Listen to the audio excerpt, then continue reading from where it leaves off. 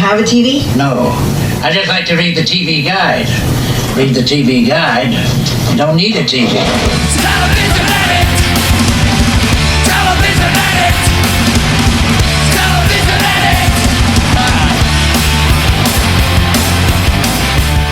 Happy Wednesday, everybody. It is Wednesday, as I just said when I said Happy Wednesday. That's the Wednesday that I meant. And it is time for an all-new episode of TV Guidance Counselor. As always, I am Ken Reed. I am your TV Guidance Counselor. And my guest this week is very exciting. My guest this week is Paula Poundstone. And if you are just tuning into the show for the first time to listen to my guest, it's a fun episode and you will enjoy it quite a bit. Normally, the format of the show is I own pretty much every issue of TV Guide. Somebody picks a random issue from my collection. They go through that week in television, and then we talk about what they would watch. But also, occasionally, we just kind of freestyle it and flip through some old TV guides and talk about TV people watched generally and television they were on. And this is what we did this week with Paula. It's a really fun conversation. I have always admired her work and really enjoyed watching her on things. So it was great to speak with her, and it's a really fun conversation. So I think you will enjoy it. So please sit back, relax, and listen to this week's episode of TV Guidance Counselor with my guest, Paula Poundstone. So what's on TV? So what's on TV? So what's on TV? So what's on TV? Paula Poundstone. Paula, thank you so much for doing this. Well, thanks for having me. Oh, you're welcome. We were just chatting a little bit about the 60s Batman show. Oh, it's great stuff. Yeah. I loved that show, and for years that show was like an albatross for Batman because they were like, no, it's this dark night that we have to have, and it has to be realistic, and it's like, you can have both. You can have simultaneously have multiple interpretations of a character. Yeah, I like the one with, I can't think of the name of the guy who played the Joker in the movie. Oh, Cesar Romero. No, in the movie. Jack Nicholson? No, in the movie after that. Oh, Heath Ledger. Thank you. Yes. That was a great movie. I don't consider it remotely the same thing. No, it's completely different. It's like multiple interpretations of a legend. You know, you get the basic gist. The first interpretation may have been more accurate. Yes, yeah. I love the radial arm saw going towards his crotch. Yeah. The elaborate how many death traps. Was he in one of those? Yes. I mean, there should just come a point where you just learn one move for that, because I would think so. You're going to be on that table again. Or pre-plan. Have something in the utility belt for it. That show was also sort of a turning point in, it's very campy and it's considered just laughable now, but I think people didn't realize that it was intentional. It wasn't people making a bad show and not realizing it. It was a very winking, very sort of hip, knowing show, and it was sort of the first show that I can think of that was like that. Maybe Get Smart, but not nearly as campy, but as far as a show that was very self-aware. Yeah. Well, you think it's laughable unless you're strapped to a table with a radial arm saw coming to your crotch. That's true. And then you're laughing out the other side of your face. Or, Vincent Price is menacing you as Egghead. I think we would all be very terrified. Liberace was a villain on it. Oh, I totally forgot that. Yeah, they cast Liberace as a villain. I'd heard such good things about Michael Douglas playing Liberace on that HBO show, right? So on the HBO movie. So one night I'm in a hotel and I, finish work and packing, and I flick on the TV, and by golly, it's the very beginning of the Liberace movie, and so I say to myself, well, I should watch this. Perfect opportunity. And I watched the whole thing the whole way through, and Michael Douglas's performance was really, really great. But I watched the entire thing, and then I said to myself, I just watched a movie about Liberace. Why? Yeah. I had no interest. Yeah. Just to see if we could pull it off. Right. I mean, but I didn't know anything about the guy's life other than I vaguely suspected he was gay. But I unconfirmed. There was always suspicion. But I watched the entire thing. I cannot believe I devoted whatever it was, 2 hours of my life to watching about Liberace's life, which I don't care about at all. Yeah, you'd be better served to actually just watch like a Liberace variety show. Well, honestly, right? Yeah, which is going to be more which entertaining. I'm sure would have been very entertaining. But I just don't. I don't. I really don't care at all. Who he Do you has watch sex with. any of those sort of expose behind the scenes of a famous person's stuff, though? Is that like Very the little. unauthorized Very little. biography? I don't like. I think especially now with snarky social media and the Yeah. like. I really, that horrible e-entertainment show with Yeah. the people, and they pretend that it's news. Oh, and yeah, then they TMZ just, is and the they're- Yeah, worst. exactly. And they're Ugh. just mean to everybody. Yeah. No, I probably have the kind of rubberneck thing as much as the next guy, sort of Right. wondering, well, how that guy bottom out. Right. But in principle, I try really hard to keep my eyes on the road and turn away from that stuff. I just think, I confess, when I'm at the grocery store, when those horrible things are that close You're to waiting me, at the checkout. I never pick them up. Right. But I do glance at the covers. Yeah, I think you have to. Yeah. Just to be aware of what's going I on. remember 1,000 years ago, I was in a grocery store, and there was the Star and the National Enquirer or something, and on one of them, this was back when Roseanne Barr was, on TV a lot, and on TV a lot, and one of the cover stories said, Roseanne Barr, struggles to lose weight or Right. whatever. And then the other cover also has a Roseanne Barr on the cover, but it says Roseanne Barr, I'm fat and I'm proud. Right. Like- wasting away, can't stop it. Like it's just like three. Yeah. They're like, Totally what's the angle different. that other paper's taking? We'll take it. We'll take the opposite one. And who's the woman? I never see this show. The Friends woman that is it Jen? Jennifer Aniston. Yeah. Yeah. Does she have 1 million photographs of herself possibly pregnant? I think so. Yeah. That yeah. is, I've They're never. everywhere. Has she lost 10 babies now?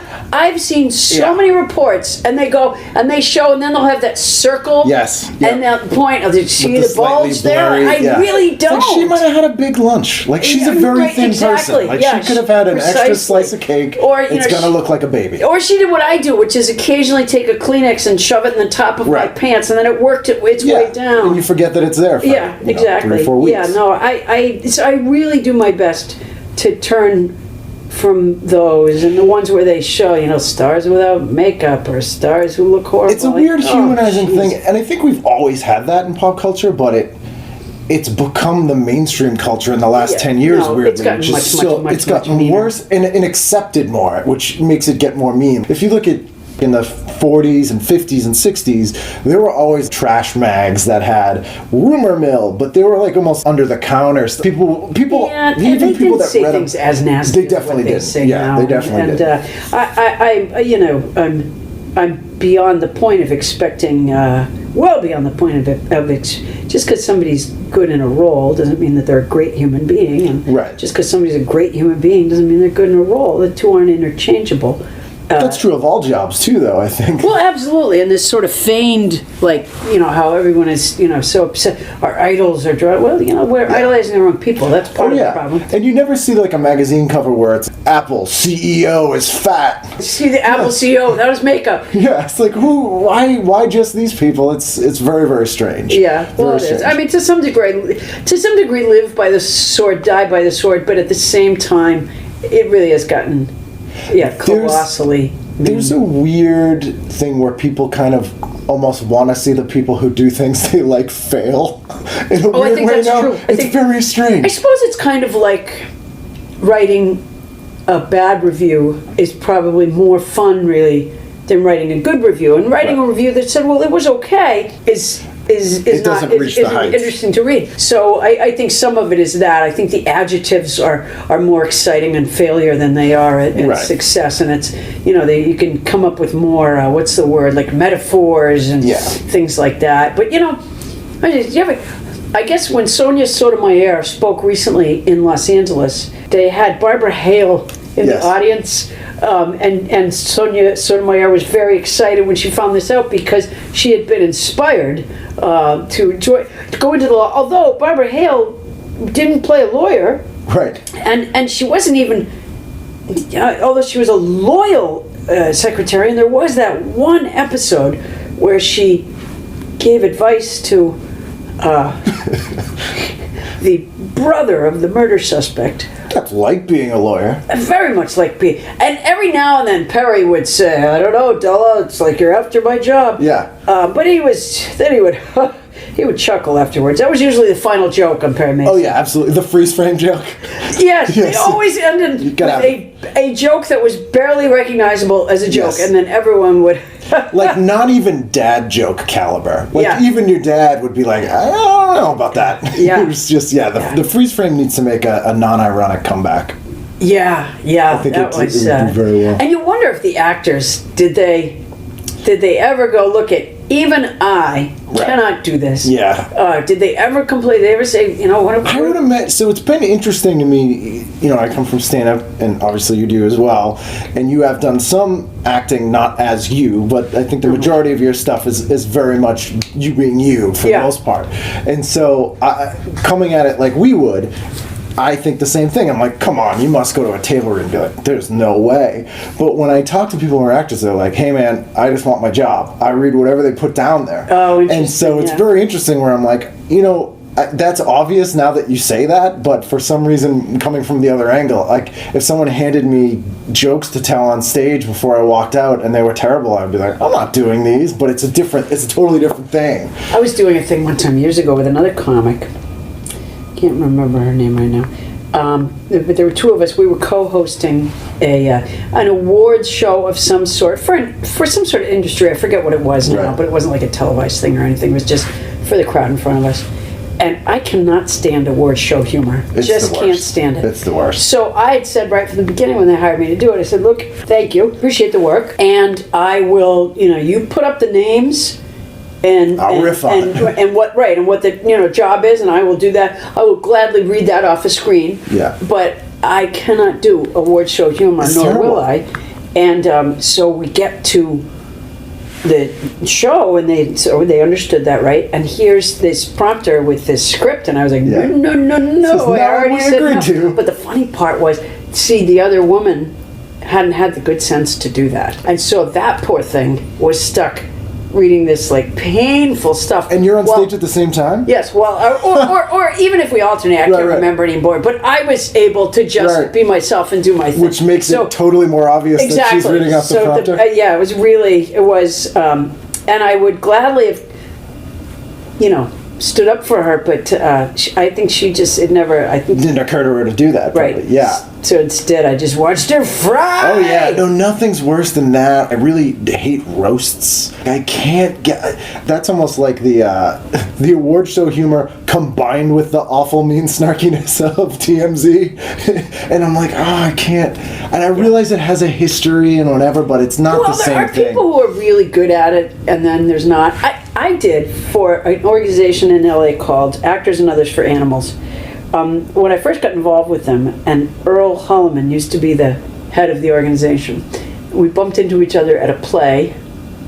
I snuck over to talk to him for a second to ask him if he was the actor in Shirley MacLaine. Terms of Endearment? Terms of Endearment. I had to ask him if he was the actor who does Honey, It's Sleep. Right. And he was not. Right. So I sort of crawl back to my seat, and then cross that off your list. Honestly, I've been dying to ask him for years. Satisfied. And he sort of crawls over to my seat and he says, will you do a benefit? And I was like, oh, damn, what did I ask I owe him now that he answered this. So it was a benefit for this terrific group, Actors and Others for Animals, and what they used to do a long time ago, where they would do fashion shows. Okay. Which, impossible to picture myself in a fashion show, but there I was. And what was really cool about it was, first of all, Earl knew everyone. Right. He is, and I'm sure you know, he's the lone actor on the pilot episode of The Twilight Zone. Yes. And brilliant. He was great. So he has this like every studio backlot for, and when you do the fashion show, it requires tons of people because it moves real fast. People walk out and walk back. Oh yeah. And there was a point to this. I forget what the hell it was. Roasts or... Oh yeah. So they did that for years. They did the fashion show, and it was so much fun. And then I don't know. They decided too much fun. Right. So they switched and they started having roasts. The first year they did the roast, I only did one with them, but they were roasting Betty White. Okay. And I gotta say, it was Okay, here's the shocker. Yeah. Alex Trebek was one of the panelists. Okay. He was hysterical. Oh yeah, he's very funny. He was great, and everyone was blown away by it. Yeah. But so I go to this event, and my idea was that, Betty White's known as being this very, very nice person, and, very kind to animals, and hence she was the person for this thing. And so I had this idea that I would pretend that there was a backstory that nobody knew. Right. And in order to back up what I was saying, I would hold up these photographs and say, see, here she is. But the photographs actually didn't have Betty White in them. Right. And so the joke was sort of just that I was saying that the Here's the photograph Hindenburg. Right, Yeah. exactly. There were photographs of me once. So I happen to have a black and white 8x10 of the cast of Lost in Space. Okay. I love Lost in Space. Yeah. I raised my kids watching Lost in Space on DVD. Who's your favorite character? When we bought Will. I love Will Robinson. Yeah. I love the robot. Yes. I have a little robot in my kitchen. But when we've got our first big screen, our only big screen television, we try to decide what would be the best thing to watch on it first. And we don't watch TV, we only watch DVDs or something. But we all came to the conclusion that because of that vast space, that Lost in Space. It's the whole of space to get lost in. Exactly, and so large screen television would be the best thing. So that's what we watched the first. So all right, so I have this 8x10 that I had for 1,000 years, and I took that as one of the things that I was going to hold up and say, here's Betty White herding a goat. Right. And it's the cast of Lost in Space. So I arrive at the event, and it's a big round table. It's a dinner thing first, and I kindly, Earl had me at his table, and I arrive, and he introduced me to the other people at the table, and one of the people at the table was Guy Williams' wife. Really? And Earl says, her husband played Zorro, and I went, okay, that's great. Yeah. He wasn't just Zorro. That's exactly. I go. He played Mr. Robinson. Yes. At which point I take out this 8x10. Now come on, that is the craziest coincidence in the world. Did she just think you carried that around with you all the time? They didn't bat an eye. They acted like it was perfectly like come on. Yeah. I think people in those sci-fi shows tend to be like nothing shocks them for fandom at this point. Oh, maybe. Yeah. No, I loved. Twilight Zone, Lost in Space, were you drawn to all the sort of genre shows, or just? I those like were just Twilight Zone. I'm not as familiar with it as I am. No, I think I was just the right age group for Lost in Space when it came out. But the other thing is, Penny could be bothersome sometimes. They would write her out a lot. The whole Mr. Nobody episode, which in my opinion, that was the one where you couldn't see the alien. Right. She would just go into a cave and Very talk. economical. Well, that's what I figured. I figured they shot their wad on props and costumes the week before, and so, some writing genius, so there'll be no alien. It's in your mind. It'll just be a voice. Penny could get on my nerves after a while, and the bloop. Did you see the movie, the Lost in Space movie they made? No, was there one? There was, and Matt LeBlanc is in it, and oh my God, I'm blank. Gary Oldman is the doctor. I love Gary Oldman. It misses the fun. It's very 90s, I've seen very few film adaptations of television shows that have been good. They're just like, at best, it's almost like the Liberace thing where you're like, that seemed like they did a good job. Yeah, but you're not like, what did I do with my time? Yeah. But Lost in Space was definitely much more whimsical. I loved Billy Mumy. He was great, and he's in one of my favorite Twilight Zones as well, where he plays. It's a Good Life, where he's wishing them into the cornfield. Oh yeah. And he also had a really weird band in the 80s. Was he in the one where the kid had the gun? Was that him or no? No, he was in two. So he was in the one where the kid wished people into the cornfield, where they're like, "It's real good you did that." He's in that one, and he's in the one that's one of the shot on videotape episodes from season 2 that people always instantly go, "Ugh," when they see them. But it's the one with the grandmother calling from beyond the grave on the child's toy telephone. Oh, I vaguely remember. Yeah, he's in those two. The one with the kid with the gun was so damn scary. Oh yeah, there's some terrifying. And by the way, it's come to pass Oh, absolutely. 100 times since. Yeah. I've had many episodes of that show that have totally been. No, that was a prescient. Absolutely. No, but Lost in Space was kind of pure escapism for the most part. Yeah, it didn't seem real to you? Well, the family unit kind of did. We did have an ambiguous doctor who lived in our house and would constantly try to get our robot to distill alcohol. Don't you hate that? That happened frequently. But I've always thought that Jonathan... What's the name of the guy that was Dr. Smith? Jonathan. I can see it. Starts with an F, I think. No. I'm thinking Jonathan Frid from Dark Shadows. Jonathan, I can't think of it. Okay. Yeah. Think of it when I don't need it. Yes. We'll wake up in the night screaming, it's this guy. I've always thought that he could have been Robin Williams' father. Yeah, I could see that. They look a lot alike. I'm surprised they never did that on like Mork. That would have been perfect. Oh, yeah. That would have been perfect. What was his name? Wasn't Williams? No, it was something. It's very simple. Yeah. Yeah, but it's gonna bother me. I don't really remember seeing him in it. We were talking about typecasting a little before we started recording, and I don't remember seeing him much after that show. Everyone was still pissed at him, so he could probably never have done anything else. I always vaguely suspected Don was a crack addict. He had that sort of terrifying at any moment. He was angry a lot. Yeah, absolutely. Which seemed to transcend acting. You can't blame him, because that time when Dr. Smith gave away the thing that fueled crystal cells. Dilithium or deuterotomy or something, and it was in these containers, and Dr. Smith fed it to these plants, and then the plants ate Judy. Yeah, that's just going too far. Some things are unforgivable. It's irredeemable. Yeah, you're not going to forgive. Yeah, so now when I really could understand Don going off. Did you watch any of those other less well done at the time shows in that genre that were around the same time, like Land of the Giants or Time Tunnel? I loved Land of the Giants. Yeah, we did watch it. I'm deeply ashamed of how much time I spent watching television. The irony is, there are any number of shows that I really swear by in terms of their value, but I did not allow my children to watch television growing up. I wanted to keep all the joy for myself. Know what I did? I didn't want them seeing commercials, although I got to say that probably backfired.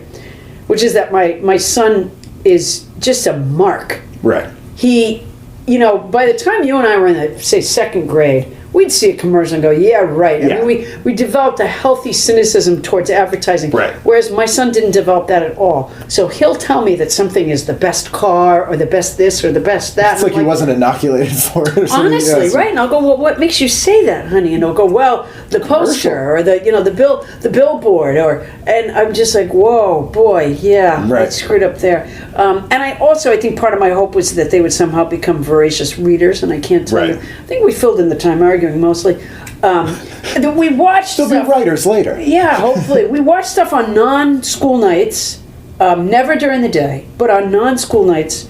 And a lot of what they watched was videos of television shows that I liked when I was growing up. So you were trying to sort of program them to the similar I wanted them to be just like me. Like you. But would you present it as like, this is a show I loved when I was growing up? I did. And sometimes, like, for example, they started watching the Three Stooges when they're pretty little. And, I made the little speach about how we don't really saw one another's heads, and it's only funny when they do it. And don't get a haircut like Larry. Right, and it's not real. And we went a few times to the Three Stooges film festivals at the historic Alex Theater in Glendale, which is such a joyous thing to do. Because, in all the years I've watched the Three Stooges, and I started watching when I was real little, they were kind of my babysitters when I was little. And then I got, when they would be on that sort of afternoon, Channel 56, Dale Dorman thing. Dale Dorman showed them, yes. I watched them then. And then later when they came on videotape, I got them and I watched them, a variety of times. In all the times that I've watched, I don't think I've ever laughed out loud.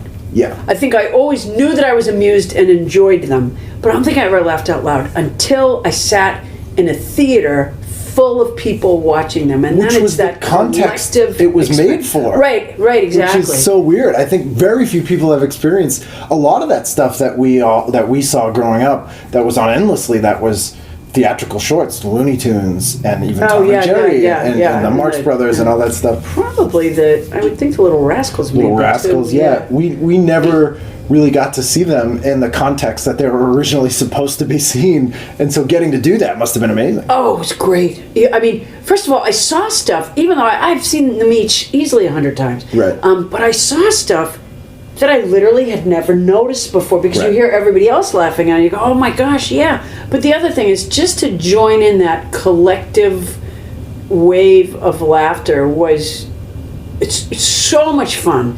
Real different than watching at home. Although probably a couple times with my kids I've laughed out loud, but the same thing and with them. Yeah. I know there's one thing where, and it's one of the later ones. Joe Besser. No, not quite that late, Okay. but they just look a little older. Yeah. There's one where Larry, they're firemen, and Larry comes down the pole, and his head sinks into his uniform, and it was done, very cartoonish. Yeah. But that one did get us. And also, there's one where they accidentally inflate Mo once. Yes. And it's very similar, sort of wonky. So like the big technic. Yes. So you're laughing at it at two levels. Yeah. But it was just so silly. If it had been done seamlessly, it wouldn't have been as funny. If it was realistic and more if horrific. Mo had really been suffering. Yes, it would have been more horrific. Do you remember the Three Stooges cartoon from the late 60s, early 70s, where there were robots? Oh, I don't remember that. There was one that Hanna-Barbera did, and could I say that with more of a Boston accent? Weirdly, Hanna-Barbera did that was the robotic Three Stooges. Oh no, I didn't see that. Because Hanna-Barbera could never do like a straight adaptation of anything. So like when they did a Gilligan's Island cartoon, they were in space, and when they did a Happy Days cartoon, they traveled through time.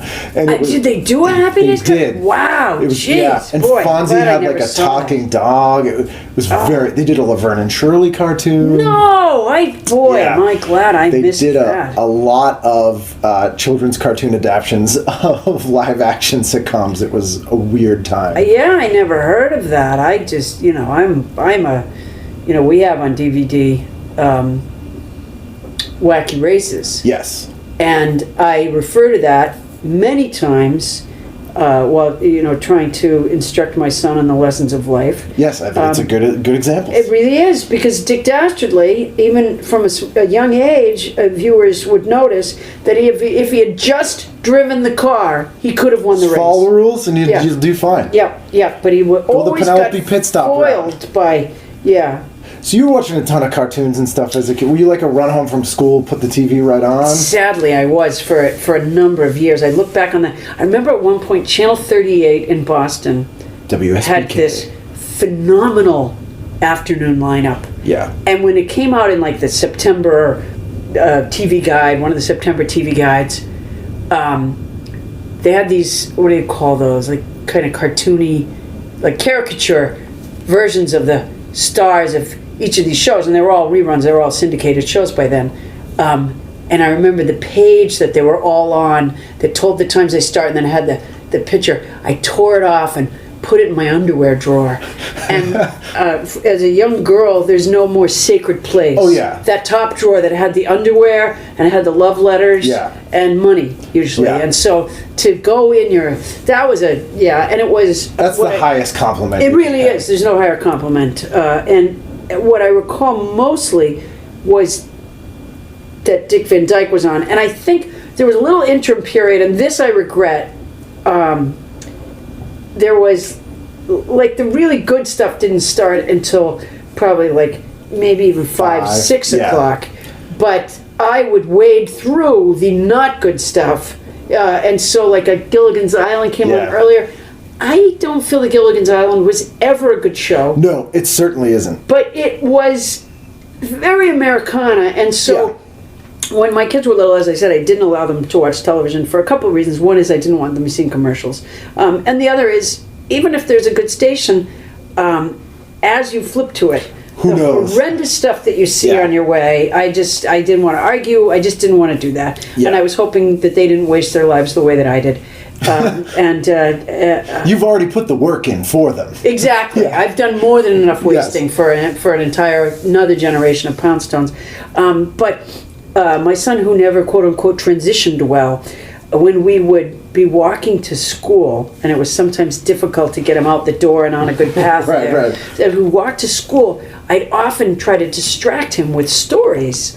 And eventually, I would sort of turn to bad television. Yeah, and just relay plots like you had created them? Yeah, exactly. Yeah. So when I told him the story of the tourist group that had gone for a 3-hour tour, and then I would say, a 3-hour tour? Yeah. And then and I told him the tiny ship was tossed. He, to this day, doesn't understand why I didn't get a Pulitzer Prize. I mean, he thought that was so brilliant. He's gonna be at college, and he's gonna be flipping through, and MeTV's gonna come on and be like, "They ripped my mom's ideas off. We got a case. We can always sue wants him." to sue. He's a litigious child. What's the other one? I used to tell him a story about these two people. That one was eating peanut butter, and he was on his way to work, and he's really busy. He's not paying attention. And the other is eating chocolate. And he's just really having a hard time getting the kids off to school, so he's not paying attention. He comes around the corner, and they bump together, and then they're very angry until one takes a bite and discovers that he says, "You got your peanut butter and my chocolate." It's like a Just So story. He thinks that I am a genius. He's gonna go to a candy store one day, and they've stolen all. As long as they don't take that idea about the guy in the advertising agency married to the witch, I'll be okay. That was mine.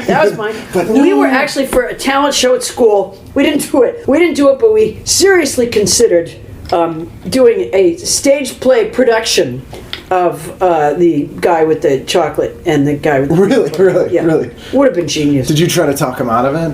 No, I tried to talk him into it. Actually, I really thought it was. Yeah, I thought it was. That's a story that needs to be told. I think rich. The time is right. It's a rich thing, and you can develop that. You can develop that in a feature-length film. Fortunately, though, you do have the peanut allergy, people. That might have been what stopped it. Yeah, they have a big lobby group. They do now. Yeah. They've taken over. So when did did the kids watch TV at all now, or it's still DVDs, or has it like trickled in? No, we don't watch TV at home. No, we still don't. My daughter Allie, went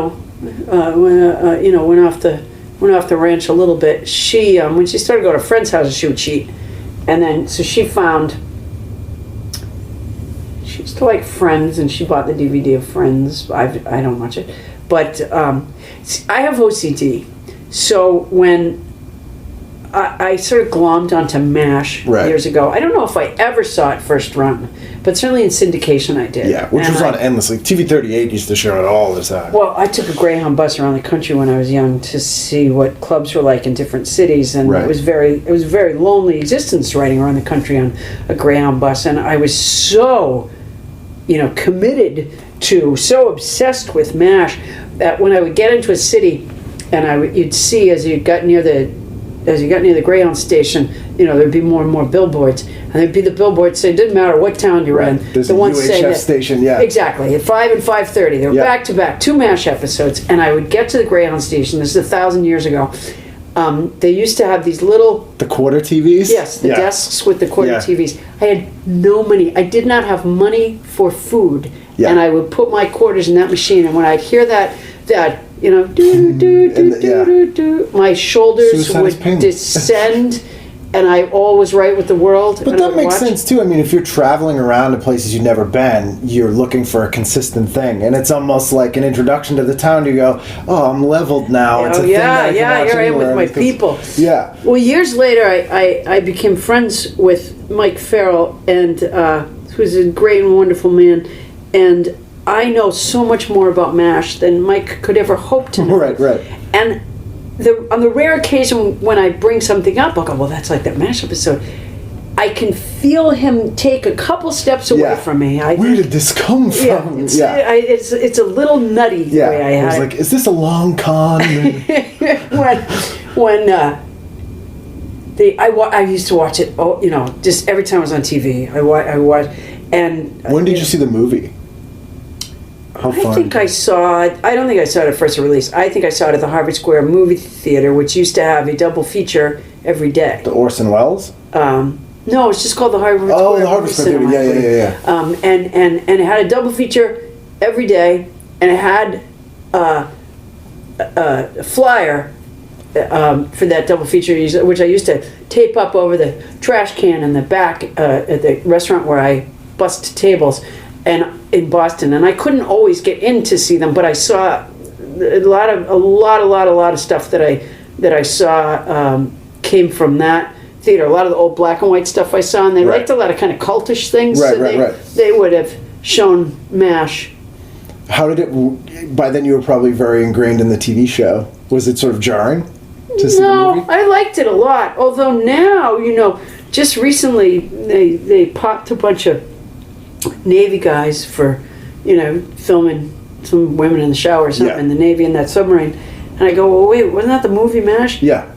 It's they changed the rules on them. And by the way, rightly so. Yeah. But still having said that, I can't help feeling a little bit bad for these guys that say, they all saw M.A.S.H. in the Navy. And then this is why we joined the Navy. You mean we can't do that? And you watch those, I realized I couldn't show that film to I don't think my daughter would like it. Right. Because she's a little too advanced for that. And I couldn't show it to my son because he would think, oh, so that's okay after all. And the same thing with Animal House. As funny as I thought it was, or any of those movies. You can't show those things because that's what guys are getting. It's interesting seeing stuff that was like a lighthearted romp for teenagers even 20 years ago. I think that it's shocking that if you showed it to a teenager now, a lot of them would be appalled or shocked or like really shaken up by. Well, I think a lot of the guys would feel like it was the answer to their prayers. True. I would hope that women would be, appalled by it. I mean, Animal House. There's some questionable things in that movie. Not okay. Yeah. I ran into Donald Sutherland last week. Oh, wow. At Gelson's, which was very, very weird. Oh, in L.A., yeah. It was very weird.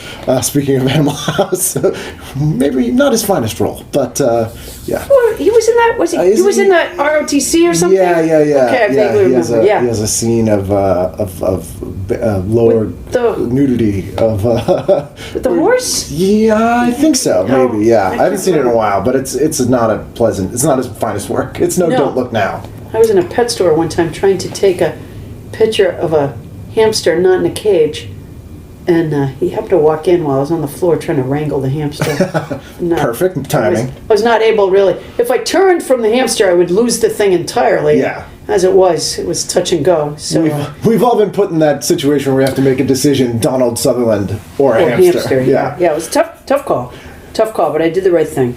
So you're watching a lot of this stuff as a kid. Were you an only child, or did you have siblings? Or no, I had siblings, but when I was the youngest, and so my mother would get the other kids off to school, and she would go back to bed, and I would be babysat by the television. Yeah, and here's what I watched.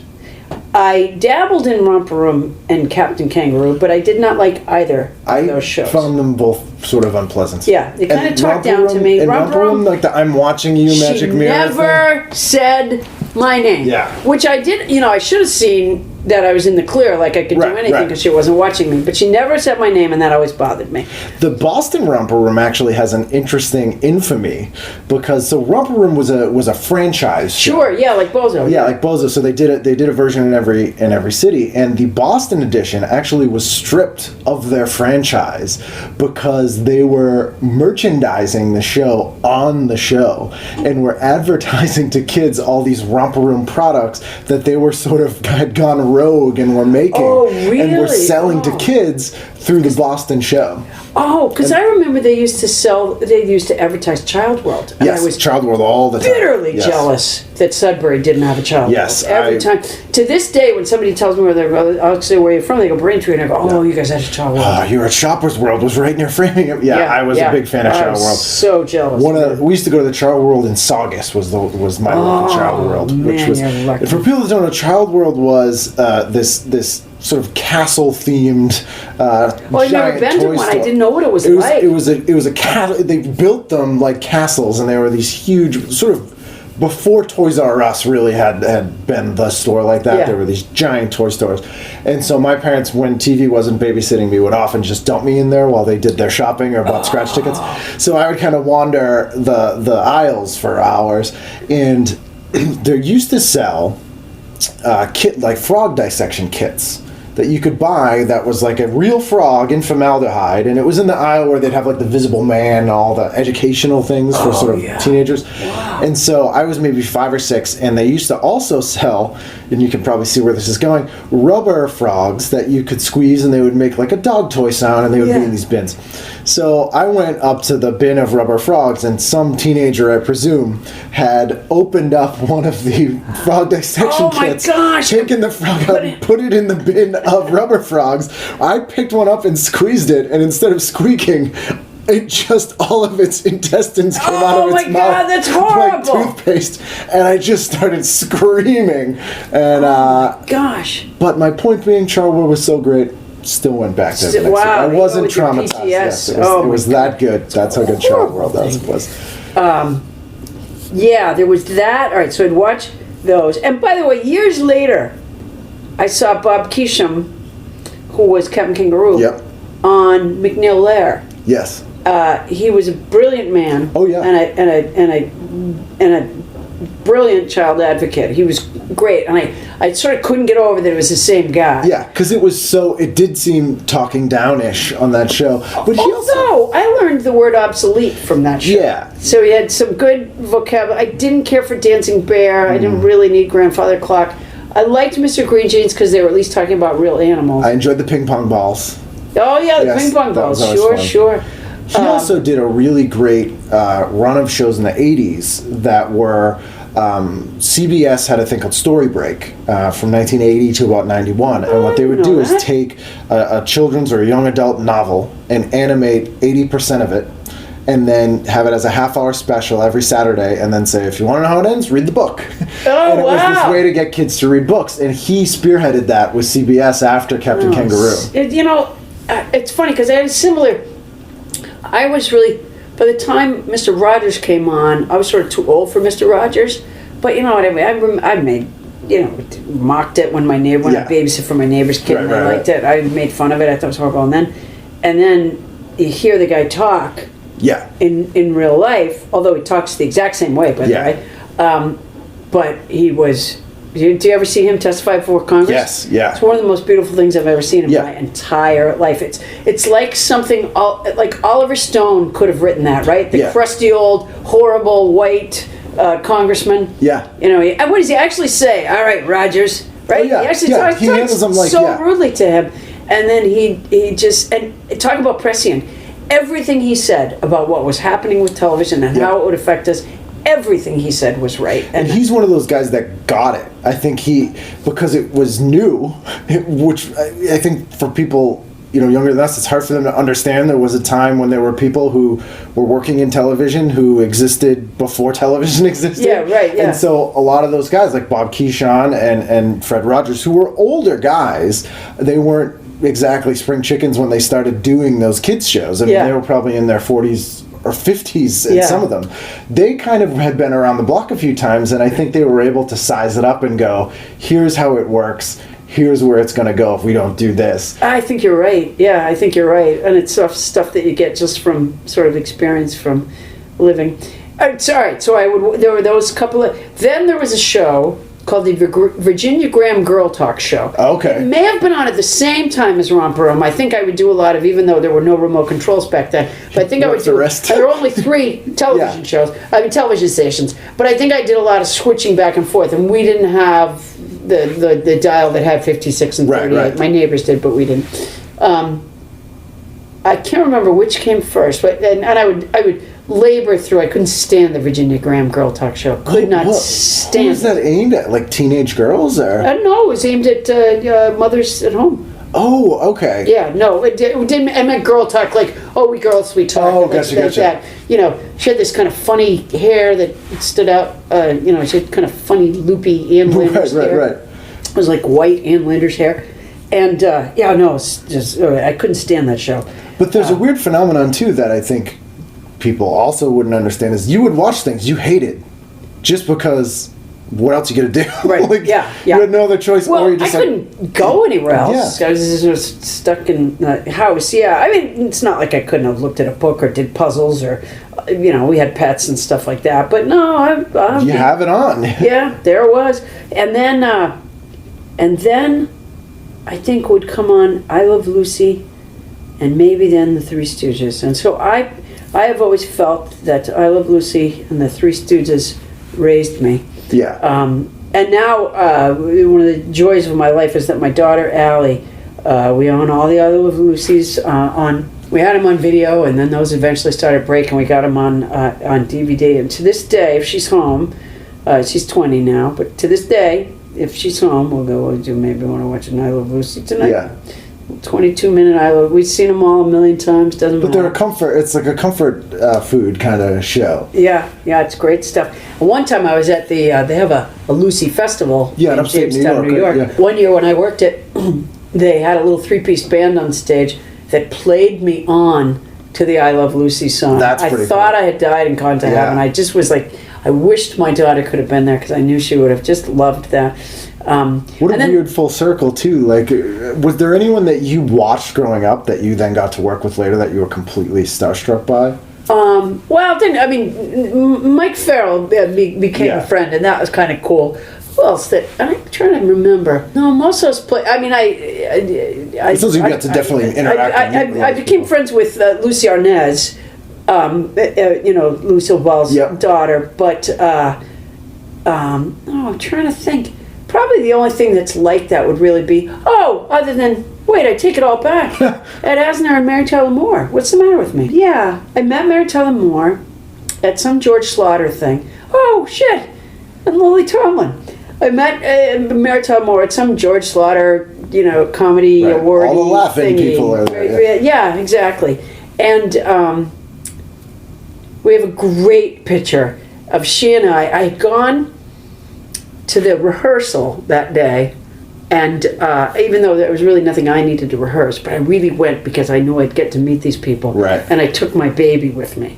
And so I have a picture of me and Mary Tyler Moore sort of leaning into the camera with these big cheesy smiles on. Yeah. And my daughter Allie in her Eeyore onesie crying. And a few years ago I came across the picture again in my stuff, and I sent a copy of it to Mary with a note that said, which one of these is not in the show business? Does your daughter appreciate that now? Like, I presume one of the shows you probably showed her was Mary Tyler Moore. Oh, yeah. Mary has been great to our family and friends. I don't think, because they weren't television watchers growing up, I don't think they understand. They don't have the reverence. Right. They don't get how huge she is and what a treat that is. Oh, yeah. In addition to the fact that she's just a nice person. Right. But, what a treat it is to have known somebody with this huge cachet of work. Although Allie loves the Dick Van Dyke episode with the walnuts? Where she gets her toe stuck in the faucet, yes. which is a brilliant one. I found that all kids love that walnuts episode. If there's the dream episode. Yeah. I like that. There's a lot of ones I like better. I mean, that one with the drop in the. There's just funny joke after funny joke after funny joke in that one, and the one where she. The one where Rob gets annoyed with Laura because she opens his mail sometimes. Right. And then they write the sketch about it, and then the big they get in the mail. They get the lifeboat. Yes. And she pulls the cord and opens it. That's a great episode. Do you know what's interesting to me too is that a lot of the things that you brought up are very physical comedy, and you're a very verbal comedian. Yeah, it's true. I never became who, I idolized when I was growing up. Mary Tyler Moore, Lucille Ball, Carol Burnett, Gilda Radner, Lily Tomlin, and there's probably somebody in there that I'm forgetting, but that's a pretty solid chunk right there. Oh, absolutely. And I wanted to be them in the worst way, and I missed by a country mile. Same thing, my kids, Lily's been really great with our family, and my children just love her. And my girls got to see her. They did a tribute to her at some fundraising event one time, and I got to go, and I brought the girls with me. And she did the Rubber Addict. Right. They had known her for a little while, but they really didn't know what she did. They never saw her perform. Right. Yeah. And so when they saw that, I mean, they just howled. They thought that was like the greatest thing they ever saw, and it was pretty goddamn great. It's interesting, yeah, that number one, these people are legends in television to anyone who grew up in that time frame. But two, for people like us, I also was a go home, watch TV all day person. They have this sort of weird personal connection with you that they're not really aware of. Yeah, right. I mean, they probably are now, but not on a personal level, but as a mental level of the sort of influence and connection they have with people. But it's very, very strange to be so familiar with somebody that you see them every day, multiple times. Oh, right, yeah, and then to sort of meet the real person is very, very weird. It always feels a little awkward. I mean, I have a picture from that night, actually, that Lily did the Rubber Addict. Originally, I had come down because they were doing this tribute to her, and so I came down to just watch. Mm-hmm. And then somehow it sort of became that I would go on stage, and then somehow it became a little bit bigger and a little bit more, and I ended up going out and talking. It was some animal thing again, and by this time, I had 16 cats, and it's nothing but take care of animals. After a while, it's kind of sick of animals, So I went on stage and just told the cold, harsh truth about taking care of all those animals. Here's my day. Yeah, exactly, and I ended up, it was not what anybody expected me to say, and so Lily got laughing really hard about it, and there was a picture of the LA Times website of me on stage with Lily Tomlin diagonally behind me, roaring with laughter, and I'm like, boy, that's an amazing thing. Yeah, honestly, right? Whoever thought, when that Laugh-In came out when I was in maybe the 6th grade, so maybe 67, I think. Laugh-In, 67, maybe 68. something like that, and my neighbor and I, by the time I was in maybe middle school or 6th grade or something, my neighbor Foster Stroop and I, we were always quoting things that Lily's characters said, and while we were doing stuff in the afternoons, we'd go like, we would take ownership of the lines. So I'd say, for example, okay, I get to be Ernestine, and then Foster would say, well, I'm going to be Edith Ann, and then I would go, no, I'm going to be Edith Ann. I had no generosity, not a generous bone. Yeah. Exactly. Yeah. Eventually it was... You are the straight person. Eventually it was, I will be everyone. So I'll be the cheerleader. No, I get to In fact, you just watch me. I'll do these things. Stand over there. Just, try not to get in my way. What's interesting with Laugh-In too is that So Laugh-In didn't re-air until the late 80s when Nick at Night started airing it, and they made a big deal out of it. And I was a huge sketch comedy fan at that point and loved SNL. I didn't know they ever re-aired it. It was the first time, and they really advertised it as it's Laugh-In, so I was very excited. And I loved SCTV and still do. It's my favorite show of all time, and Nick at Night was airing SCTV all the time. So I sat down and watched Laugh-In and was just like, what the hell is this? And Lily Tomlin was the only thing that stood out as being interesting to me. Really? Because her stuff... I think if you watch that show, her stuff is the only timeless stuff on there. Well, I think that's true. Which it's not about the times and the kids and it was a very, and that was part of what made it so powerful. I have George sent me years ago. They were doing a thing where you could buy the series. Yep. And so they had an infomercial or something where they advertised this. Which so for the Batman too. George sent me the infomercial, and I showed it to my kids actually, and they couldn't follow it. Very of its time, But it was so a part of its time, and it was a part of ending the Vietnam War. It was a part of sort of it really did speak truth to power in a way that honestly I don't think you could get away with now. It was a brilliant show. Yeah, I mean, I think that to that respect, one of the things that I always am shocked by is how blunt the Smothers Brothers were. at the time with a lot of that stuff. Yeah. And they were a mainstream, weekly, family-friendly on the surface show, and then they were like, hey, here's the thing, and we're just going to come out and say it and go against this stuff. And I remember when they were talking about censorship and they had a guitar player on. I think it was, I always feel like it was, I can't remember. They had Pete Seeger on. That was a big one. He played the Big Muddy, and it was like a huge deal. Yeah. I have that on my, silly iPod. I have the Big Muddy.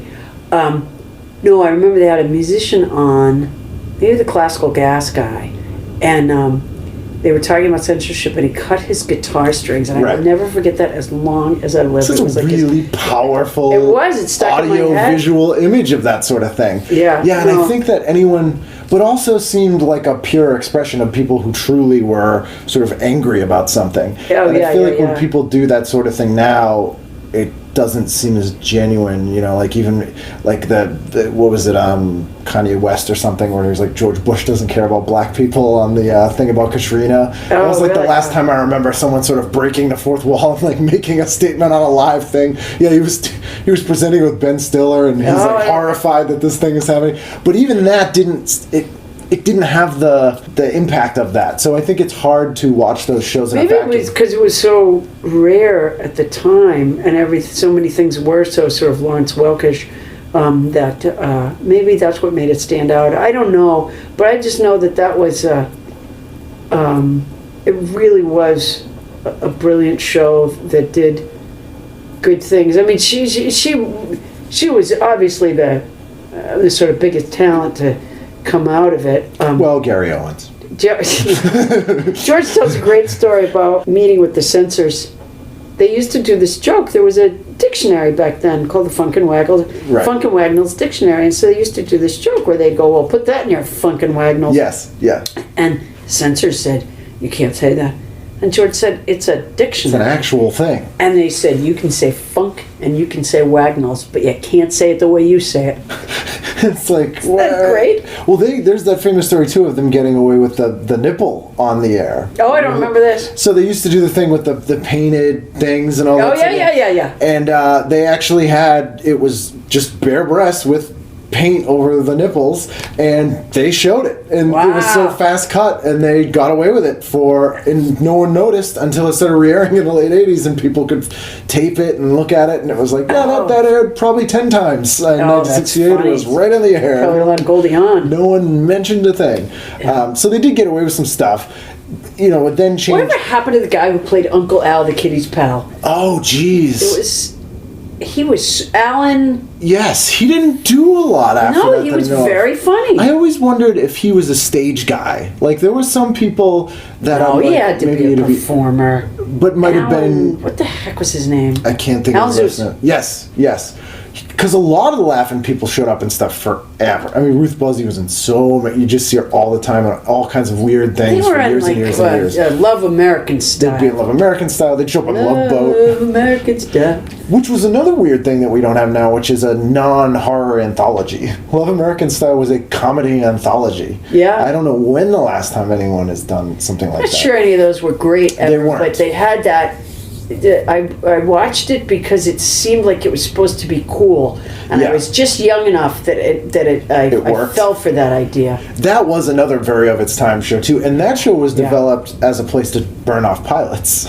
Oh, is that true? Yeah, it was. They would dump. That. So, like, Happy Days aired on Love American Style as a pilot, and then they put it on the show. That. So a lot of the things were sort of unproduced pilots, and they would do that a lot too into the '80s. They had George Burns' Comedy Hour or Half Hour was a thing in the mid '80s that it would just be, here's basically all the sitcom pilots we didn't buy, but we're going to air them as an anthology series in the summer. Oh, and they never do that. But it was interesting to see these sorts of things that they would never do now. There's a television network called Antenna TV.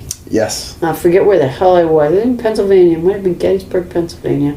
And they had Antenna TV on. I was flipping the stations in the middle of the night, and there it was. And they had a couple of Jack Benny episodes back to back, and one of them had Kel Burnett as a guest. And it was a very, very young Kel Burnett. Yeah. And she sang, like, for real. There was sort of a whimsy about the song, too, but it was for real singing. It was a much she had a nice straighter voice. She was good. And then she was in this sketch that was... She was just so brilliant and so great at it. She played she was the daughter of a riverboat gambling shyster. Okay. And so she would help her father cheat. And the way she would do it is she would stand behind the guy that he was playing cards with, and she would raise her arms up and on her gown, and she had that kind of gown with the hoop thing, you know, and like banana curl hair and stuff, and oh daddy, and she'd raise her arms up, and in her armpits where they were dangling little hand mirrors, right, so that the dad could see the cards. It was so funny. And I'm not sure that anybody else could have pulled it off, really, but oh my gosh, it was good. Well, then you mentioned Gilda Radner earlier too, and the first thing I remember seeing you on was SNL. That was I was there 1,000 years ago, briefly. In '84 or so, probably? I can't remember anymore, maybe, and you did stand-up. I did stand-up. Robin brought me on. Which people forget, too, that SNL would have stand-ups on. And Stephen Wright did it frequently, and not that often, but I remember seeing you and Stephen Wright and Kinnison and Penn and Teller doing stand-up, and Harry Anderson. Those were the people that I remember seeing doing stand-up on SNL. Yeah, Robin was a guest host that week, and he brought me. Yep. And I actually, to this day, I mean, I saw that SNL. That was the most recent one that I've ever seen. Really? And prior to that, I mean, I never watched another of the Eddie Murphy ones. Yeah. That was the Eddie Murphy cast. And then before that, I mean, when I think of SNL, I think of Gilda Radner and those guys. But you know what's funny about those shows? We had a different appetite back then, I think. We had different expectations. My sisters and I, we watched a lot of TV together. We waited for one or two good laughs on those shows. Right. And everybody sort of harkens back to that time now and has this memory that everything was a laugh a minute. No. It really wasn't. There would be one or two brilliantly funny things. Yeah. And it was worth waiting for. And the other stuff, was okay. That's what was kind of exciting about it, though, too. I think now where people cut up sketch shows because they want to have everything online and they can go right to what they want to watch, it was fun to watch that show in a communal way, like you're watching Three Stooges. SNL isn't a show that necessarily was great to watch alone. That was like, you're having a sleepover, your friends are over, you're with your family, and you're kind of watching it together, and, there's the weird last sketch, and one person in the group really likes it, and then it's kind of, it's more of a communal thing. Yeah. And the other thing, too, is the holdover of that show being in a 90-minute format. That was pretty standard for the time. The Tonight Show used to be a 90-minute format then. Nothing's that long now. There used to be a show called The Name of the Game. Can't think of the name of the guy that was the star. Was it a game show? No, it was a drama. Okay. And it was some guy that did a lot of like sort of undercover stuff. I was some government agency. I don't know if he was FBI. The hell was his name? Okay, picturing like a Dragnet Man from Uncle Hybrid. Yeah, but it was I believe it was like a 90-minute show. Right. And this, it really could unfold a story. I mean, I remember this one where they sort of cracked these training techniques. They trained military people in this very, very, very cruel way, and they, it was so many years ago. Like weaponizing them to be. Still have the image. They just did like really mean, physically grueling things to them that were unnecessary. And I wish I could remember the name of the actor. Okay, who was in the first Columbo? Peter Falk? No, but the criminal. It was called Prescription Murder. Yes, I'm picturing the guy's face and I can't think of his name. Because I believe that was the actor that was in it. I bumped into him at a what do you call it, union thing 1,000 years later, and I was talking to him and he was saying, that when they started making the shows all much shorter. You just couldn't do what you could do, with the stories. Which is interesting how we're sort of come full circle where now they're much more serialized, some shows to a fault. But for years and years and years, the shows get shorter and shorter and shorter and shorter, and you can't tell a story in that amount of time. I watch, this is very sad. I have OCD. And once I get hooked on something, you have to finish it. I have a really hard. It's all I can think about. Yeah. So I was like that with M.A.S.H, such that when they showed the final M.A.S.H episode, a lot of clubs. I lived in San Francisco at the time, and a lot of clubs closed that night because there was just no point. And I used to work at this great club called the Other Cafe in San Francisco, and the manager of the Other Cafe, they were planning on being dark that night, and he said to me, "We don't think you should be alone that night." It was so sweet. And I thought I should because I knew I would never stop crying. Right. And so, in fact, I did watch it by myself. But it was, I would watch that show, and so many of the episodes were real tearjerkers, So one night, I was getting ready to go to work, and I'm watching, and it was like another one of those, 2 shows in a row things.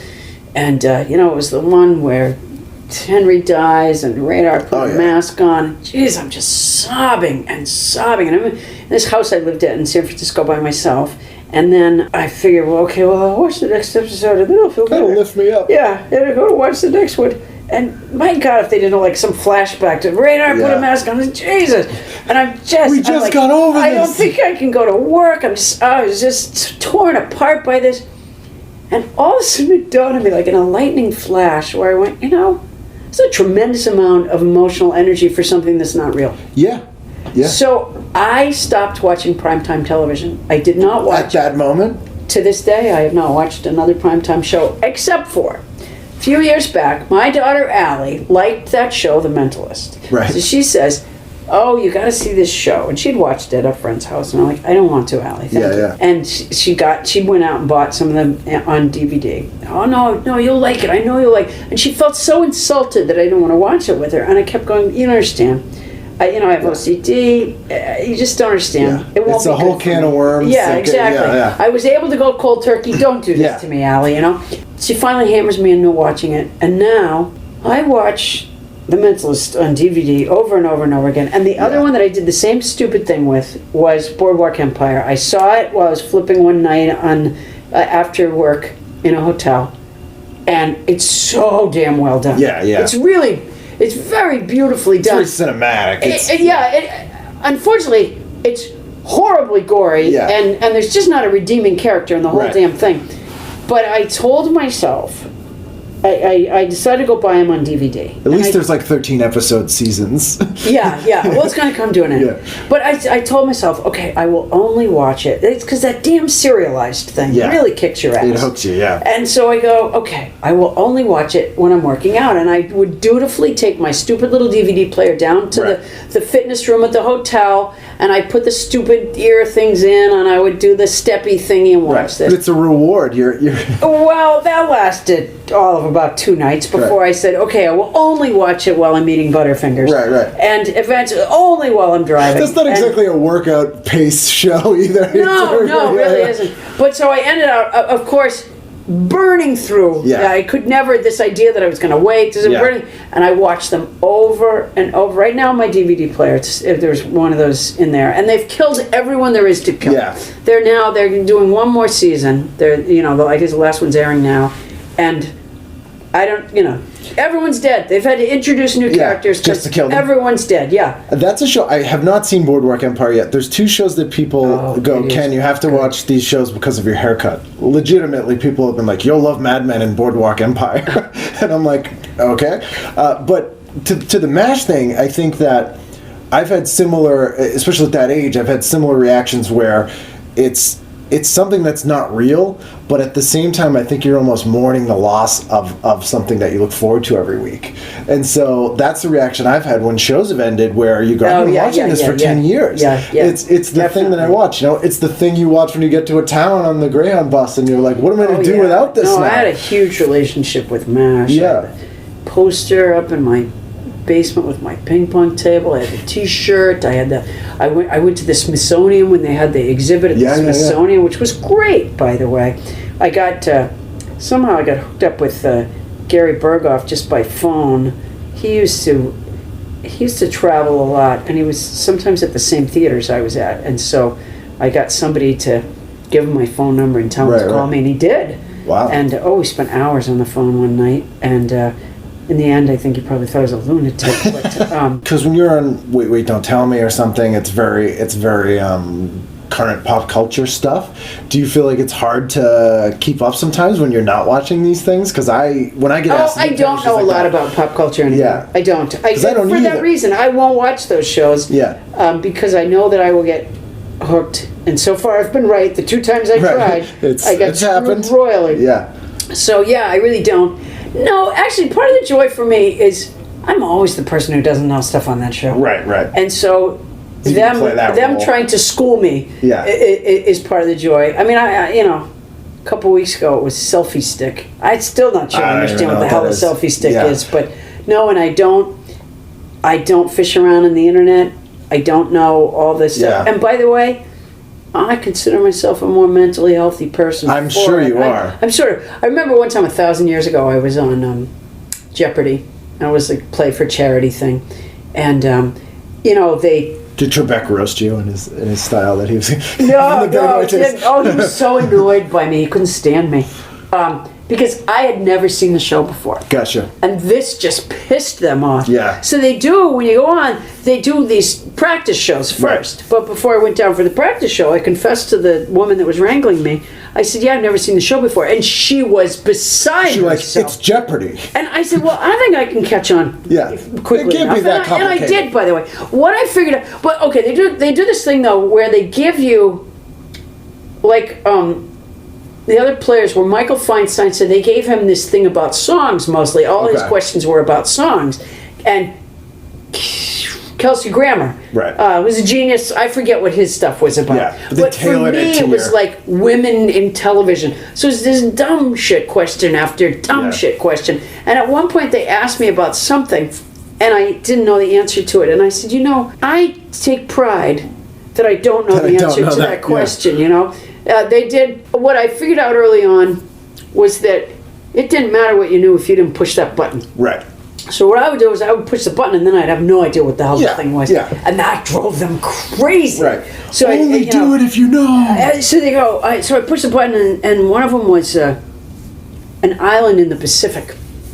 It was some island in the Pacific. And so I just said, who is Tom Selleck? And Alex Trebek to this day probably is still nightmares making about a mockery of this. It's like it's a game show. Went, well, that doesn't sound like it. He said 0 sense of humor. Well, that doesn't sound like an island to me. Or something. It's probably like this woman thinks that's an island in the. Like I'm clearly joking.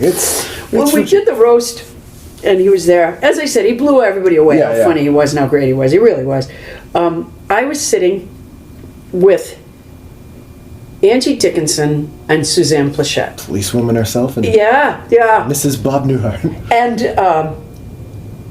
so we see that Alex Trebek is also on the panel or something, and Angie Dickinson goes, he is so smart. He knows so many things on that show. And I think Suzanne and I were on both sides of her, and our heads like slowly turned towards her. And at the exact same time, we both go, he has the answers on cards. Know them. They didn't hire him because he knew all the answers. He acts like he does, though. Oh, he absolutely does, Which I had always found a turnoff, but I have to say I had a newfound respect for him when I saw how funny he was with that Betty White thing. He's slightly self-aware. So one of the things I remember seeing you in where you were acting was you had a recurring role in Cybill. I did! Which was a show I loved and was a very funny show. And had you watched her at anything before that? 'Cause it sounds like you didn't watch Moonlight or anything. Met. I can't even remember how we met anymore. But she got a kick out of me for whatever reason. And in fact, I remember one time she was doing a commercial and she hired me to come to the set of the commercial. She wouldn't have needed to hire me. I would have just gone if she had asked me. But she hired me ostensibly as a writer, but I didn't write anything. Basically, she just wanted me to come. Some moral support. Right, hang around and express my admiration, which I do very well. She was the most beautiful woman in the world. Oh, yeah, absolutely. And she was gorgeous at that point. I haven't seen her in years. I don't know what she looks like now. Yeah. But anyway, so no, I don't know. We had this nice connection, and so I got hired to do that show, and it was really. Did you watch the episodes you did, or? No, never did. They're very funny. They're very good. Oh, well, that's good. Yeah, it was a whole new kettle of fish for me. Yeah. Because that was the only thing I can think of seeing you in, as aside from voiceover stuff like Science Court and home movies and stuff where you were doing. I haven't done a lot of that sort of thing. Yeah. I hope to someday be able to after I get my son raised. I have to. I sort of owe him a few more years, so I'm gonna put those in. It's a big commitment. And then I'm hoping that there's elderly woman roles just waiting for me. For a while I was taking classes at the Groundlings until I had to stop because the night that I was gone doing those classes while the mouse, when the cat was away, the mice were playing. I see. Yes. And so I had to, but it was so much fun. Yeah, and it's a totally different. Entirely different, and people would look at me in the hallway and go like, "Wait a minute, what are you doing?" Why are you taking a class? And I'd say because this is nothing like anything that I do, it's completely different. It's really fun to do, and I'd like to do more of it. But and it was a night of it takes so much brain power that you really couldn't think about anything else. Which you just gotta kind of let it go, and it's fun. It's very, very fun. So I hope to return, and the people who teach there are so much fun, so fun. Oh yeah, and they have Belly like laughs. a totally different understanding of stuff where they'll say something you're like, that hadn't occurred to me, and I'm surprised that it didn't. It's very simple. No, they're great, really fun. So the other thing that I really enjoyed that you did and was short-lived was the variety show that you had on. Was it ABC? Thanks. ABC. ABC, and it wasn't. Was it a summer series? It was very short-lived. No, it came on the fall. Okay, it was Came only on the fall. It was very short-lived. Few episodes, I think right? we made 4. Okay. And I either one or two were blacked out in Los Angeles because of the Malibu Fires. Which, by the way, at that time, they would film the fires, and it was mostly just a thoroughly orange screen. Just a fire. And we've all seen fire. And no one knew where it was. They would speculate where they were. No context, right, just a fire. Just a fire. And that preempted my show. So that's not a good review. My show was very much ahead of its time. It was a true variety show, and that was one of the things I wanted to bring up too. Fun. Is that were you a fan of the sort of the heyday of the variety shows in the 70s? Good Carol Burnett fan. Yeah. Our show was kind of a funny hybrid. I mean, at the time, we do all this promotion stuff, and I had no idea how to do that. And people kept saying to me, "Yeah, you got to be able to describe it more quickly." Because that's what's killing you. Like, really? That's what's killing me. But we never had a name for what it was. I mean, I would have people come on and teach me stuff. That was one of the things, and one of the elements. And we would often illustrate what they were teaching in sort of a funny way. For example, we had someone come on and explain to me ratings. I didn't understand how they even do the ratings. And for that, I had this idea to measure ratings with Oreo cookies. And so we had somebody designed for me. In fact, Joel Hodgson did a lot of the prop kind of stuff for us.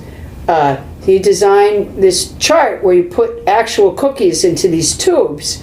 And then there was another thing, let's see. A very similar notion, actually, was I was trying to understand how they did the budget, the United States budget, where I'd have these buckets and have audience members do their own budget. I forget how we illustrated that one in the end, but I think my favorite thing was, I still to this day, I don't understand anything about the economy or finance at all. So my favorite thing was we had economists come. The idea was that they would come and explain economics. But I had them, and there was my show had a location, but then we had this remote stuff, and so I had a big screen television on stage with me so that I could interact with the person in the remote location. And this is, pre-computer, so a little stodgy maybe sometimes, but anyways. It was in a very similar way to like The Daily Show does now. Oh, do they? I've never seen it. Yeah, it's similar. Yeah, came out after Radar Left M.A.S.H. We took The Economists, we put them at the Santa Cruz Boardwalk in the Scrambler ride. Okay. Which is like the teacups. Yeah. And we had a fixed position camera. I would ask them a question, and as their car came up to the camera, they would shout out their answer. Right. And in order to liven things up, one of the cars had a barbershop quartet in it. Excellent, as it does. Naturally. Yeah. So it would be, and I can't even remember all the terms and everything that got discussed, but it was like, what kind of economics, do you believe in? It would be like, supply side, and then somebody, I don't know, say, Hodgkins or whatever, right, exact, trickle down, right? Yeah. And then, light a rose, I'm home again, rose. It was one of that little piece was one of the best things ever on television. And that sort of illustrates what I remember of that show. We had some clever stuff. Yeah, it seemed like you were just allowed to kind of do whatever you wanted. Well, that was the promise of ABC. Yeah. And which might have been what reneged that promise so bloody quickly. Yeah. I don't know. What they originally said was, and it was a terrible time slot. It was 9 o'clock on a Saturday night, which at that time was not a good time slot. People didn't watch TV at that time back then. Yeah. No one was home. The audience you wanted was out. That's exactly right. But I had been given this promise by ABC that if we took that time slot, the reason they were giving me that time slot was that I would have the chance to be left alone because they weren't expecting huge ratings, and give the show time to develop and breathe. And had they done that, now I don't know if we would ultimately have had success or not, but if they had done that, it would have been more fun. But instead, what they did was, the ratings were disastrous, and when they got the first couple of shows under their belt with not good ratings, they went, okay, now we're going to show old movies. Right, which is how it works now. Like, that was the first show that I remember that happening to very quickly. Where they pulled the plug so fast. Yeah, because before that, you would let like Cheers would have been canceled the first season. It was like a bottom 200 show, and there were a lot of. That's what they say about the Dick Van Dyke Show. They say that was given a year to grow. I can't even imagine having a year to figure it out. All those shows, it was like we let you have a year or maybe 2 years. We don't really have anything else to replace it, so just keep doing it for a year. And that's the history of television. All the shows that people cite as like the quality shows, the top 5 shows of all time on television, most of them are in that bucket. We're given this breathing room and growing room. They don't do that now. Yeah, Malcolm Gladwell. 10,000 hours. Yeah, no, they don't. Well, actually, wait! Don't tell me the radio show that I do. That started out so small. Only a handful of networks aired it. Right. And they had that time to, breathe and grow. And that model is so different too. And I wonder if, network television, which I think is going to have to change because it's not doing well right now. And if you look at the Golden Globes, it didn't win anything for the first time ever in the history. Didn't win anything? Network television. A network television show. It's the I'm first so time happy to hear it. A single network television show did not win one award. Oh, interesting. And I think that's the kind of wake-up call that they'll get. And if you look at that NPR model where it's sort of like a bunch of franchise stations and they can kind of pick and choose which ones they take, which is how the network affiliates worked in the 60s and the 50s when some of that stuff I think our show had a little bit of that too. I don't think we were everywhere. I don't think so. That might work to the advantage of some things if that model kind of goes. Because when you get, the word from on high, we're cutting the show, but no, it's doing really well in this place and this place. They're like, but those aren't the places we care about. Yeah. Well, also when people have other, other places they can go to, whether it's Netflix or HBO or whatever. I don't know. Network television treats people so badly. Yeah. And they still go. TV has evolved in such a niche thing now, where you can find exactly what you want to see, right down to whatever your political bent is. You don't even have to see anything that questions what you think. You know, it's hard to do this sort of generalized. You know, I don't want to say lowest common denominator, but very, very general entertainment is sort of a difficult model these days. Oh, I guess that's true. Yeah. So it'll be interesting to see where it goes. But yeah, I think that show was very. What year was that? 94, 95? I can't remember anymore. I think it was mid-90s. Was Joel involved from the beginning? No. He was just a friend that was helping. No, I can't remember which point he came on board, but because he was been involved in a bunch of weirdly ahead of its time shows that took over. Like he did Did you ever see the pilot he did called TV Wheel? No. It was a sketch show where he had built a set that moved, and it was a wheel, and the camera was fixed, and each sketch, the wheel just moved. And they were like, it was very complicated, but very interesting. And it was only a pilot. And even like his Mystery Science Theater show really only has gotten some respect in the last 5 or 6 years. And it's, you know, he hasn't done it for 20 years. Yeah. So it was interesting that was, you know, a person who'd be involved in that. I flipped on the TV when I came in from work the other night, and the movie network was on, and talk about prescient. It reminded me, you said the wheel thing, because they did that thing with the different, you know, Susie Soothsayer or whatever. That movie. Yeah. It was just so.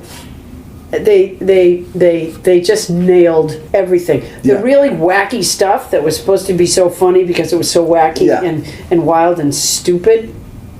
We have all those things. Oh, we absolutely do. You know, and not even tongue in cheek. No, it's completely serious. Yeah. Like, have you ever seen The Running Man, that Schwarzenegger movie from the late 80s? It's based on a Stephen King book, but it's basically about this future where there's a game show where they take convicts and have them like basically fight for their freedom through this like war zone. But there's all these like game show parodies on it, like climbing for dollars and stuff. And I'm like, this is just a hair ahead of where we are now. It's not quite there yet, but it's terrifying sometimes. So I think your philosophy of not watching things, I think it's best. Program, I think that is best. Yes. I watch the news. I'm mostly, sometimes I watch CNN just because it's on, but I try to avoid it because it always makes me mad. Yeah. I don't know. I mean, for a long, long time, certainly by the Malaysian airliner era. Yes. I think they just did, you know, and that how they make things worse. Just to keep people. Because you're trying to get ratings and you're trying to scare people. And also, I used to be really critical of, you know, talk show hosts on the radio or 24-hour news cycle people, which I still am to a degree, but the more I perform, the more I realize how hard it is for them to have to just talk about with no information about a topic. Well, I agree, but for a long time, but it's irresponsible. It is irresponsible. Yes, it is. And I always say on stage, I always go, Wolf Blitzer would gladly create a situation in order to have it in a situation room. There's a great book. It's about. It's a media literacy book. I can't think of the name of it. Anyways, it's about the 24-hour news cycle and what it's done to the news, and it's about, you know, blogging and, you know, all these places that we get our information from now that are often quite flawed and skewed. Yeah. And it's a book that every, you know, high school kid should be required to read, because there's no fact checking. There's when things are, we were wrong, it doesn't really matter because it's already the first thing people heard was and somebody's already acted on that.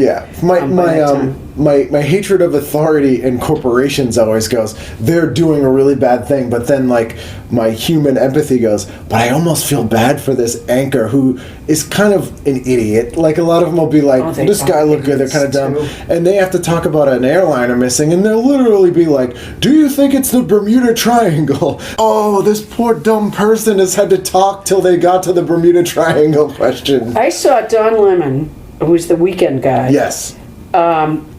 When they were, it was a Malaysian airliner story, and they just announced that the guy that was the head of the search team was going to do a press conference in 5 minutes. Yeah. And Don Lemon then, it says this, and then he turns to the CNN expert and he says, what do you think he'll say? And it's just like, Don, just hum. Well, just you know wait. What? Just say it. Just Yeah. tell us that you're going to turn and go over some paperwork. Yeah. And we're still with you. We want to know, so we'll wait 5 minutes. But you can just, or dance, or Yeah. eat your lunch. Show us a puppet show. Yeah, exactly. Yeah, I think the commentary about things that don't need commentary has Agonizing. really, and to me, and I kind of have a bias towards really disliking sports, and I have a theory that the political divisions in America are really bad when sports started being televised, which is a whole different thing. But because people got a very us versus them mentality, but the commentary on things like sports has infected everything, where it's like, here's the they just sport, babble? here's how the game is played. We don't need analysis after, where you're like, what they're going to need to do is get the ball and then score points and then score more points than the other team and figure out 700 ways to restate that same thing. Yeah, because yeah. it's like, Those we get guys, it. they run out of adjectives pretty They early do. on. I was listening to the radio one time on my way to a job, and they were talking about a college football game, and one of they hadn't begun the game yet, and one of the guys said, "Well, Maryland is gonna need to come here and play." Yeah. Like, Yeah. And I thought, well, that really gets to the heart of it. Thank you for having that job. And Yeah, yeah. I see that kind of approach more. You're right. With news. Absolutely. You're Where it's right. like, You're right. Yeah, well, you're definitely right. I think. and that stuff probably should have gone away. Like, it's Yeah, a you hope we holdover from evolve radio. past that, but yeah. Like, There it's are back still to the good. fire. I mean, I watch McNeil Lair still, Yes. and they do a brilliant job. But that takes research and smart people who have insights, and not just, we're doing news about the news, or we're covering our own coverage. And they're not doing. I mean, they have a website now and stuff like that, but they don't. When Jim Lehrer announced that they would be, that you could get the news online, it was like he was drinking castor oil on Right, air. right. He was so. You could tell he was just pissed Yeah, about it, yeah. It just, he said, he guaranteed people that the quality would still Right. be there, and You could tell it was not his idea. it was clearly not his Yeah. idea, and I think ultimately, of course, it was a good idea. I think even he would say so if he saw how well they did it. But it was a bitter pill. I think for him, that show was just so well done. That Judy Woodruff was on. She left McNeil Lair and went to CNN for 12 years. Those were the dark years. Yeah, it's doing back. good stuff is hard. Yeah. And I think people don't necessarily want to admit that, and they'll go, "Well, it doesn't have to be." It's like, no, it kind of does. Yeah. Like, you kind of have to do good stuff, and it's hard, and sometimes it takes a while to find an audience. There also, I think that there is a corporate and 1%. Let's see, what's the word? Motivation. Yeah, To dumb us down. yeah, I would agree. All that stuff is a part of that, and so is, by the way, the push to put computers in the classrooms. It really is. Yeah, There's money. Apple wants people to see that Apple sign and get happy because Yeah. they remember it. It was the kind that they know how to do. It was the kind that they learned on. It was the kind they had in high school, and it gives that brand name recognition. There is. I don't think there's any research to support that it's a good idea we need handwriting for developing brains. That's already been clearly established. Yeah. Kids who take notes by hand are more successful than kids who take notes on. There's every reason not to do that. Oh yeah, But there's that push. Well, you get people who don't know anything anymore because they don't have to. And the most chilling. This is my Twilight Zone kid with the gun real life story. Is I was driving to a show with a comic who was a lot younger than me. He was driving, and he goes to get his GPS out, and I went, I know how to get there. And he couldn't understand that. It was almost like I said, let's walk. And so I finally get him to put it away, and he turned to me and he sincerely asked me this. He goes, "How do you know how to get places?" He legitimately asked me that, and I said, I go there once, and then I remember. Wow. And he was like, couldn't understand that, because you have the, you use the technology and then you never absorb it. Yeah. So people don't know phone numbers, and they don't know facts because they'll just look it up. They don't know how to get places. And I'm like, we're going and to... also with, I've been volunteering in a nursing home, and these are not people that used computers, but if you don't keep challenging your brain, it's like any other muscle. You don't use it, you lose it. It's going to atrophy. Right, and we don't want. I mean, many of us will end up with dementia one way or the other, but my guess would be that by not exercising our brains, we're going to get it a lot sooner. Oh, yeah. And you just don't want to have that. It's a horrible, awful, terrible thing. Yeah. And I mean, I refuse to look stuff. I don't Google things as a general, especially things like what we're talking about. Yeah. Trying to think of the That's name like the of show somebody who played a role. Yeah. I'm like, no, let me work at it. And I always apologize to people because I'm like, they're probably screaming at their headphones or what, but I'm like, I do no research. Yeah. It's just the things we know. I'm not looking it up on the computer because that's part of it. You know? Yeah. I spent all night long one time trying to think the name of the actor who played the warden, the terrible warden in Cool Hand Luke. Oh. I literally stayed up all night long trying to think of it. I started from the beginning of the alphabet, and I would do combinations only in my head, didn't write anything down, of letters. And it starts with an S, and so you can tell how late at night it was when I finally hit it. And I don't know why I hit it. I knew when I felt that right combination that I would get it. You know it's in there. That's the thing. You're like, I just have to find it. Yeah. And the following night I said to myself, who was that guy whose name I couldn't remember? Yeah. And it started all over again. I got it quicker the second night, but because now you're practicing it. Well, I don't know why I would ever remember the name Struther, given that that's not your average. Well, that's why you would remember. I got to ST, Yeah. And I went, Struther. Yeah, isn't that weird? Not Sally. Yeah. Sally Struthermeyer. I still, however, cannot think of the name of the game guy, and he was in the pilot episode of Columbo, which was called Prescription Murder. It'll pop up because it's so much more satisfying when you think of it too. It's so much fun. Well, thank you so much for doing this. Yeah, I'm really. I loved your. I loved the premise. So when I thank you. saw your email, I said to myself, "We'll make this work." Thank you. I really appreciate it. Well, thanks for coming all this way from Stoneham. Yeah, it was I had to go like 4 exits on the highway. It was difficult. It's a challenge. We lost some people on the way. It was tough. Yeah. Thank you.